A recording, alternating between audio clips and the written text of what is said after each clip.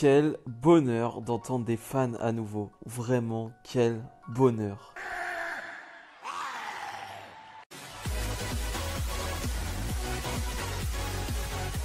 Et bonjour à tous, on se retrouve aujourd'hui pour les résultats de la nuit 1 de WrestleMania 37. Et le show qui va s'ouvrir avec Vince McMahon qui va nous faire un petit discours. Il sera accompagné autour de lui de toutes les superstars, voilà, elles vont toutes être là.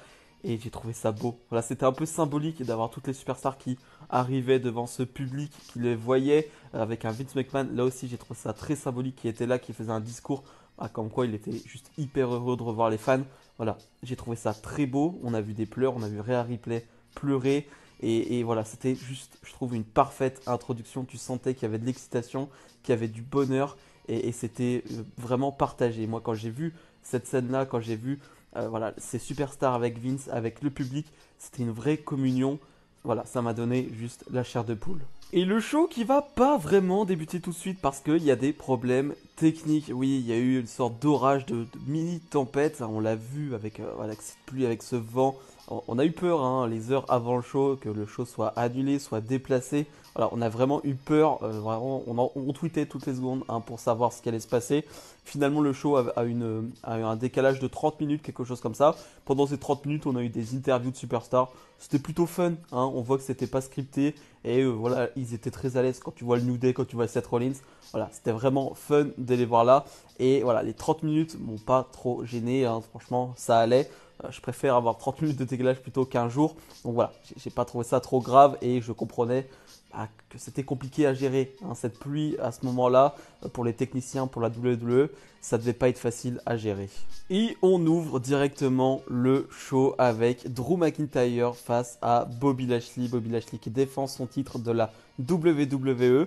J'avoue que j'étais un peu déçu, on n'a pas eu d'entrée spéciale pour Drew McIntyre, on a eu un truc très classique. Lui qui était le premier à rentrer devant les fans, je m'attendais à un vrai truc. Voilà, je m'attendais à un truc assez marquant. Peut-être le retour de Broken Dreams, mais ça, voilà, comme je le dis, j'ai un peu trop rêvé. Ça aurait été vraiment le kiff ultime, mais bon, ça n'est pas arrivé. Mais voilà, je sais pas, des petits trucs, un truc sympathique. Non, ils n'ont pas marqué le coup. Bien sûr, on a eu plein de pyros, on a eu plein de feux d'artifice, tout ça, on a eu plein de ce genre de choses, mais voilà, c'est pas dingue. Et que dire de ce match hein. C'est 15 minutes de combat.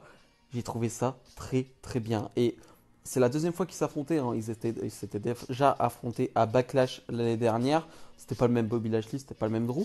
Mais je trouve que le match est totalement différent. Vraiment, dans mon souvenir, Bobby Lashley contre Drew McIntyre de Backlash l'année dernière était bon, était vraiment excellent. Alors le finish puait la merde, hein, on s'en souvient.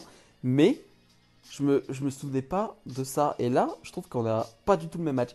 C'est totalement différent. Drew McIntyre qui va faire des transitions avec des soumissions, avec la Kimura Lock. Ça, il n'y avait pas hein, dans le match l'année dernière. Donc j'ai trouvé qu'il y avait des petites différences. Mais que le rythme était vraiment bon. On va y avoir quelques petits problèmes sur certains moments dans le sens où bah il y a plus en fait et il y a certaines parties à l'extérieur du ring quand ils vont aller dehors et bah ils vont ramener de l'eau sur le ring et tu sens que c'est pas très stable hein. Tu sens qu'il y a de l'instabilité que Drew McIntyre de temps en temps sur ses courses et bah il y va doucement hein. Il a pas envie de glisser, il a pas envie de tomber et ça se comprend hein. Mais vraiment dans l'ensemble c'est vraiment un excellent match, un excellent opener. Je trouve vraiment que c'était le bon choix d'opener avec une surprise à la fin, un Drew McIntyre qui va s'évanouir sur la prise de soumission de Bobby Lashley. Donc victoire de Bobby Lashley qui conserve son titre de la WWE. Je l'avais pas vu venir, vraiment je l'avais pas vu venir. Je pensais vraiment que Drew allait gagner son titre devant les fans. Voilà, c'est ce qu'on attendait tous en soi.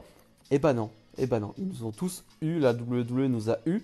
Et je trouve ça pas mal, dans le sens où Bobby Lashley a gagné le titre il y a même pas un mois. Et bah c'est bien, on reste, on continue, on laisse de la continuité à Bobby Lashley qui est un bon champion, qui est vraiment un bon personnage. Donc je comprends ça, franchement je comprends. Il y a le fan qui est en moi, le fan de Drew est déçu forcément, mais je comprends cette logique-là et je trouve qu'ils ont eu les couilles de faire ça. Un match pour déterminer qui sera la prochaine équipe challengeuse au titre de Nia Jax et Shayna Baszler. Elles les affronteront le lendemain dans la nuit 2. Donc on a plusieurs équipes, on a Mandy Rose, Dana Brooke, on a Carmella, Billie Kay, oui, ok. On a le Riot Squad, on a Natalia, Nia Jax, et non, Natalia Tamina, pardon, et l'équipe incroyable, hein, Naomi, Lana. quelle Quelle erreur ce match, vraiment. C'était une catastrophe, vraiment une catastrophe de A à Z. Même si j'aime bien le procédé, c'est-à-dire qu'on va avoir va avoir deux équipes sur le ring et à chaque fois qu'une équipe perd, elle s'en va et c'est une autre qui arrive. Donc ça j'aime bien. Mais c'était vraiment mauvais, vraiment. Il n'y a rien à retenir sur le ring à part le Riot Squad. Et le Riot Squad, bah c'est bizarre, c'est la seule équipe, la seule vraie équipe de ce match. Et c'est la seule qui est au niveau. Bah oui, parce qu'ils ont des moves d'équipe, ils ont de l'alchimie. Elles savent comment catcher ensemble. Et ça fonctionne.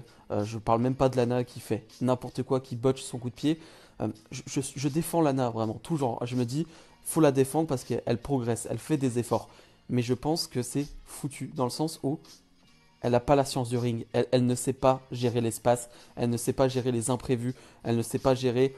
Si c'est pas chorégraphié jusqu'au bout, elle ne sera pas, elle ne saura pas quoi faire. Voilà, et c'est là le problème, c'est que voilà, c'est pas une catcheuse et ça se voit. Et ça, c'est pas que ça me tue de dire ça, je m'en fiche un peu, mais je pense que Lana, c'est définitivement mort. On a eu une chute de Mandy Rose sur l'entrée, c'est peut-être la seule chose marrante du match, la seule chose intéressante du match à retenir. Ça glissait beaucoup, donc je peux comprendre. Mais vraiment, c'est une catastrophe ce match. Vraiment, il y a Liv Morgan qui est au-dessus du lot. Merci Liv Morgan d'être à ce niveau-là parce que les autres, c'était horrible, c'était vraiment pas bon. Je n'ai pas envie d'aller plus loin, j'ai pas envie d'en parler pendant 3 minutes. Donc Tamina et Natalia vont l'emporter.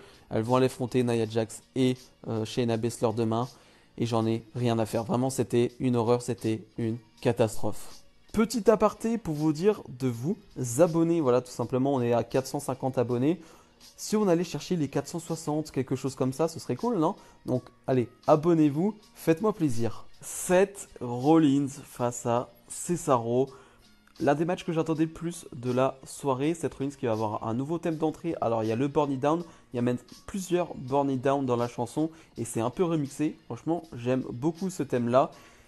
Plutôt des entrées basiques hein, pour les deux, il n'y a pas grand-chose à dire là-dessus. Et quel match! Quel match! C'est 12 minutes de combat, j'en aurais bien repris 5, 6 de plus, vraiment. C'était fou, c'était vraiment fou. Il y a un rythme dingue, vraiment, il y a un rythme de fou furieux dans le match. Et j'adore la construction, j'adore tout ce qui s'y passe, les enchaînements. Rollins, il le dit pendant le match, je suis un dieu. Je suis d'accord avec toi, Seth Rollins, tu es un dieu. À chaque, j'ai presque envie de dire, on a Johnny Takeover du côté de NXT et je pense que du côté de la WWE, enfin de Raw ou de SmackDown, on a Seth Rollins qui en pay-per-view est toujours intouchable. Il est toujours à un niveau que peu peuvent atteindre, pardon, qui a un niveau moyen qui est au-dessus de tout. Voilà. Et à chaque fois, il est excellent dans l'attitude, dans son personnage, dans le catch pur. Enfin bref, c'est de l'excellence Seth Rollins. Et que dire de Cesaro qui va enchaîner des manchettes portales européennes, qui va faire voler Rollins. Voilà, il y a le Kurt Stomp de Rollins contré avec une manchette portale européenne. Ça fait penser au Kurt Stomp contré avec le RKO Out of Nowhere. Enfin, ça fait vraiment penser à ça et c'était génial. J'ai plein de moves en tête. J'ai un Rollins qui va faire un frog splash, mais avec une rotation. Enfin, jamais vu ça du côté de Rollins. Et là, il te sort une rotation sur le frog splash. Ok, d'accord. T'as un pedigree de Rollins. Enfin, j'ai plein de moves en tête. Et t'as forcément le swing de Cesaro. Il va faire un swing énorme, je sais plus, mais de 22, 25, je sais plus combien de tours. Mais c'était trop bien, vraiment c'était trop bien, c'était exactement ce à quoi je m'attendais, c'était du fun, c'était du plaisir. Donc merci Cesaro, merci Rollins. Et en plus, Cesaro gagne ce match. Je trouve que c'est vraiment parfait, c'est vraiment le bon gagnant, c'est le bon moment pour Cesaro. Cesaro qui va être très ému, qui va pleurer après le match. C'était beau, c'était vraiment beau, je vais le dire plusieurs fois dans la soirée, mais c'était beau, c'est le bon vainqueur et merci messieurs pour ce match. Le New Day défend ses titres par équipe face à AJ Styles et Omos. On va avoir une entrée spéciale du New Day, c'est-à-dire qu'on va avoir l'intro de Biggie, hein, ça fait longtemps qu'on ne l'avait pas entendu et ça fait plaisir de l'avoir. Bon, sinon c'est des entrées classiques là aussi. Hein. Omos qui est en tenue classique, hein, il va juste être en débardeur en dessous. Ok, je m'attendais un peu plus d'efforts, un peu plus de travail sur la tenue d'Omos, donc un peu déçu là-dessus. J'attendais vraiment ce match dans le sens où comment ils allaient le booker, comment ils allaient le construire et comment allaient se débrouiller Omos. Et la construction du match était plutôt ce à quoi je m'attendais, c'est-à-dire que le New Day va s'occuper d'AJ Styles pendant une grosse partie du match. Hein. Le match dure 10 minutes, on a bien 6-7 minutes de New Day qui s'occupent de AJ Styles, qui font beaucoup de blagues. Les New Day me fait rire. Donc de toute façon, le New Day peut faire n'importe quoi, ça me fera rire. Mais voilà, ils vont vraiment s'occuper d'AJ Styles. Et même Xavier Woods va même dire à voix haute sa stratégie. Il va dire, on veut le garder dans notre partie du ring pour pas que Omos rentre, tout simplement. Donc AJ Styles va être un peu le souffre-douleur de ce match. Il va prendre tous les coups, toutes les prises, jusqu'au fabuleux moment où Omos va rentrer et on a la réaction de Xavier Woods qui est excellent, hein, comme toujours, qui va avoir peur. Et je suis un peu partagé sur Omos, dans le sens où, bon, c'est un big guy, il fait des moves de big guy, ok, bon, ça, on s'y attendait, hein, je suis pas choqué là-dessus. Mais son attitude, je l'ai trouvé bizarre, c'est-à-dire que il va beaucoup sourire, il va juste, c'est comme si c'était un papa qui s'amusait avec ses gosses. Voilà, il rigole, il les jette, il rigole. Et juste à la fin, il va être en mode serious, il va être en mode business. Il va vraiment avoir sa tête sérieuse et en mode ok, je les défonce, je les détruis. Mais voilà, il y a une trop grosse partie, je trouve, il est un peu trop souriant et j'avais pas envie de voir ce homo souriant. Même si je trouve ça fun en même temps de voir ce père qui joue avec ses enfants. Voilà, c'est pour ça que je suis un peu partagé. Je trouve ça fun, mais en même temps, j'aurais bien aimé être un peu plus sérieux. Voilà, je suis hyper partagé. Je sais pas ce que vous en avez pensé, dites-moi en commentaire. Mais voilà, je suis hyper partagé. Et Omos qui va donner la victoire à son équipe en faisant un tombé en restant debout. Donc Omos et AJ Styles champions par équipe. J'ai trouvé que c'était plutôt fun. Voilà, comme je vous l'ai dit, ça passe bien. C'est 10 minutes, donc c'est pas trop long. Et il en fallait pas plus, hein. C'est que le titre par équipe. Là, c'est pas une grande importance pour la WWE. Mais voilà, on a l'attraction Omos, on a Lude qui fait bien son boulot, on a AJ Styles qui va juste être là pour prendre des coups. Je trouve que c'était plutôt très fun. Braun Strowman face à Shane McMahon dans un match en cage. La feud était catastrophique, hein, c'était une horreur. Le match est un peu moins catastrophique, même si je déteste le début avec Elias et Riker qui vont attaquer Strowman. Ce qui fait que Shane va avoir le dessus pendant les quelques premières minutes du match. Donc voilà, ça je déteste vraiment. Mais après, voilà, le début du match est poussif, hein, il se passe vraiment pas grand chose. Je m'ennuie vraiment. Après, il y a 2-3 spots fun. Voilà, je trouve que c'est plutôt divertissant. C'est pas dingue, hein, je suis pas en train de vous dire que c'est bon. Je trouve que c'est correct. Voilà, je m'attendais à vraiment pire. Il y a, en tant que spot intéressant, c'est Strowman qui va déchirer la cage, qui va l'arracher. J'ai trouvé ça visuellement très cool. C'est très cool à voir ce genre de choses. Ça montre la puissance de Strowman. Donc voilà, il n'y a pas grand chose, hein, vraiment dans le match. Il y a après la chute de Shane McMahon, un Shane McMahon qui a 50 ans passé, qui fait une chute sur le dos, du haut de la cage, sur le dos. Des chutes voilà, en crossbody, sur le ventre, on en voit. Mais des chutes sur le dos, en faisant donc un salto et retomber sur le dos du haut de la cage, on n'en voit pas souvent. Et c'est pas conseillé, hein, tout simplement, surtout quand tu as 50 ans, quand tu as des gosses. Mais bon, c'est Shane McMahon, hein, qu'est-ce que tu veux faire? On le refera plus, hein, c'est Shane McMahon. C'est lui, tout simplement. Et Braun Strowman qui va remporter ce match avec un peu le... Ils vont essayer de nous le vendre un peu pour tous ceux qui ont dit que j'étais stupide. Donc voilà, on essaye de... Shane McMahon qui est le harceleur de Braun Strowman. Et Braun Strowman qui est en mode... qui veut délivrer un message à tout le monde. Voilà, ne vous laissez pas abattre. Le message est plutôt bien. Mais la feud était cata. Voilà, je ne vais pas revenir sur la feud. Voilà, c'est un match qui est correct. Je m'attendais à pire. Donc voilà, je m'attendais à pire. Donc je trouve que c'est plutôt... pas trop mal. Bad Bunny et Damien Priest face à Miz et Morrison. Superbe entrée pour Bad Bunny avec ce camion, tout ça, c'était vraiment très stylé. Par contre, la tenue de Damien Priest, ok, hein, je vais rien dire. Hein, je vais rien dire, mais ok, d'accord. Ce match que j'attendais pour voir Bad Bunny, voilà, j'ai eu quelques problèmes avec cette feud, hein, dans le sens où j'étais investi dedans et ils avaient annoncé un 1 contre 1 avec Bad Bunny. Ça m'avait saoulé, j'avais envie de voir un 2 contre 2, mais ils ont finalement annoncé un 2 contre 2, donc ça m'a re-investi dans cette feud et dans ce match. Et que dire de ce match? C'était du bonheur, vraiment du bonheur. J'ai trop kiffé, vraiment. Déjà la configuration du match, c'est-à-dire qu'on va avoir Bad Bunny qui va rester sur le ring quasiment tout le long, hein. D'habitude avec des stars ou ce genre d'attraction, comme ils ont fait avec Homos, c'est l'autre superstar qui va se faire dominer et le tag de finale va être donné par la célébrité, par l'attraction. Là, non, c'est Bad Bunny qui va être quasiment tout le long dans le match, qui va avoir ses moments et ses bons moments, vraiment. J'ai rien à dire sur Bad Bunny de négatif. Il n'y a que du positif. Il n'y a rien de mauvais. Il n'y a aucun botch. Il n'y a rien de négatif. C'est ça qui est dingue. Et j'avais peur, hein. Alors on sait qu'il s'est entraîné depuis des mois. mais ça veut rien dire, hein. Tu sais, il y en a qui peuvent s'entraîner pendant des mois et je pense à Lana par exemple, mais j'en ai déjà parlé tout à l'heure, mais et ça ne change rien à leur niveau. Et là, tu vois qu'il est bien en fait, il est à l'aise et même il va communier avec le public va être à fond derrière lui, va être dedans en fait, parce que c'est Bad Bunny, hein, et pour ceux qui ne savent pas quand même, Bad Bunny c'est une star planétaire, hein. C'est quand même une méga star. Donc le voir se faire frapper, tabasser par Le Miz et Morrison, c'est quand même pas rien. Le gars quand même, il accepte ça. Parce que oui, il va avoir ses bons moments, mais il va quand même se faire bien tabasser par Miz et Morrison. Et la construction, je m'y attendais vraiment pas. C'est un Damien Priest qui va arriver en sauveur en fin de match et qui va revenir faire le hot tag. Mais c'est vrai que je m'attendais pas du tout à cette configuration. Et Bad Bunny qui va faire un Canadian Destroyer. Je ne sais pas si vous voyez ce que c'est, hein, cette prise que beaucoup font maintenant, mais qui est pas dangereuse, mais qui est quand même sympa, hein, sympa, je sais pas si c'est le mot, mais qui doit être assez difficile à faire et à prendre surtout. Et c'est Morrison qui va prendre la plupart des coups et des prises de Bad Bunny parce que Morrison vend à la perfection et est capable de vendre pour un Bad Bunny.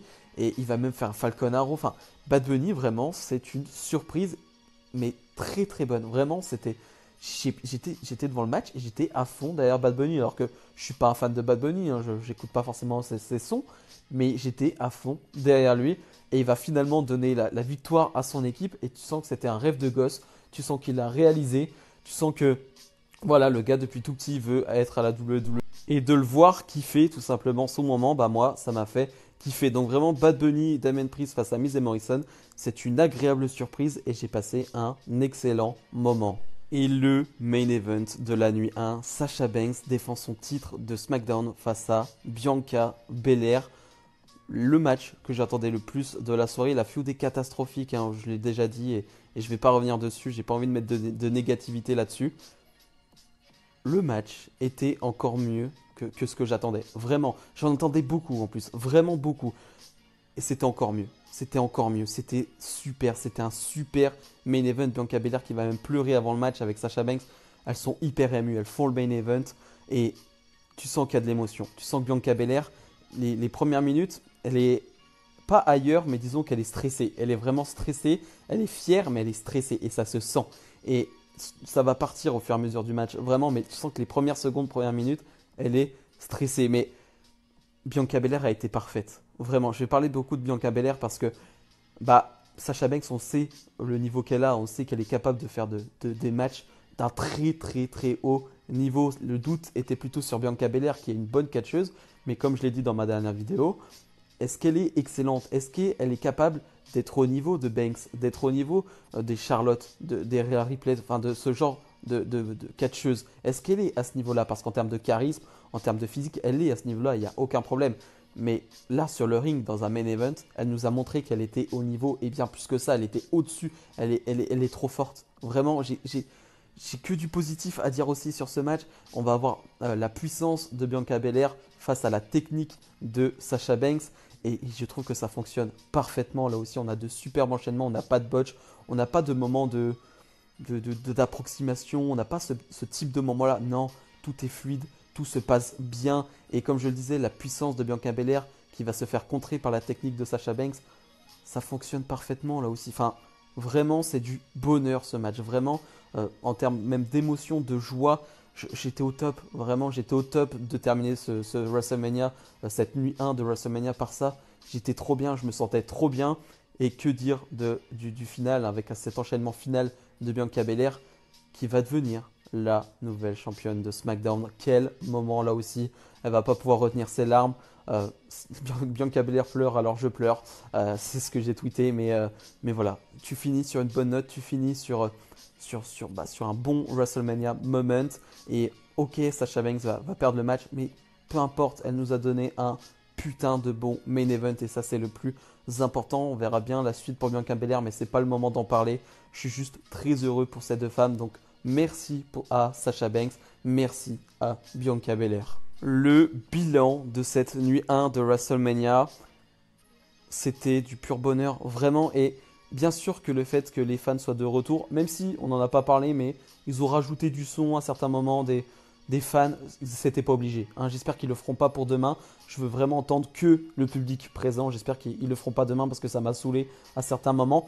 Mais c'est dur d'être négatif quand tu vois ce public qui est là, qui est content d'être là. Et c'est pour ça que vous voyez dans ma review, je dis quelque chose de négatif, bien évidemment, parce qu'il y a toujours de mauvaises choses dans un show de 3 heures. Mais j'arrive pas à aller plus loin que ça, dans le sens où c'est trop bien. Vraiment, c'était du bonheur, c'est un plaisir. J'étais trop heureux quand je me suis endormi. J'ai trop bien dormi, vraiment. J'ai trop bien dormi, j'étais trop heureux. Et je pense que vous êtes dans la même situation que moi. Vous étiez juste heureux de voir du catch avec du public. Donc, vivement demain. J'espère que cette vidéo vous aura plu. N'hésitez pas à mettre le petit pouce bleu et à vous abonner et à me donner bien sûr votre avis sur ce show en commentaire. Et nous, on se dit à demain pour la nuit numéro 2. Salut, salut!